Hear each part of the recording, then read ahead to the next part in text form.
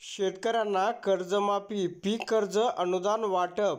होय, जळगाव जिल्ह्यातील शेतकऱ्यांसाठी अत्यंत महत्त्वाची अपडेट आहे. या ठिकाणी 1,698 लाभार्थ्यांना 13,98,00,000चे अनुदान वाटप करण्यात आले आहे, असे यावेळी सांगण्यात आलेलं आहे. शेतकऱ्यांना पीक कर्ज व अनुदानाचे वाटपसुद्धा या ठिकाणी करण्यात आलेलं आहे. आता पहिली अपडेट झाल्यानंतर दुसरी अपडेट पाहूया.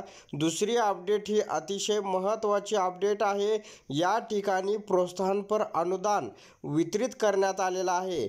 तर शेतकरी कर्जमुक्ती योजनेत 1,61,000 शेतकऱ्यांना 921,61,00,000च्या कर्जमुक्तीचा लाभ देण्यात आला असून 56,000 शेतकऱ्यांना 212,36,00,000चे प्रोत्साहनपर अनुदान वितरित करण्यात आले असं सांगितलं आहे.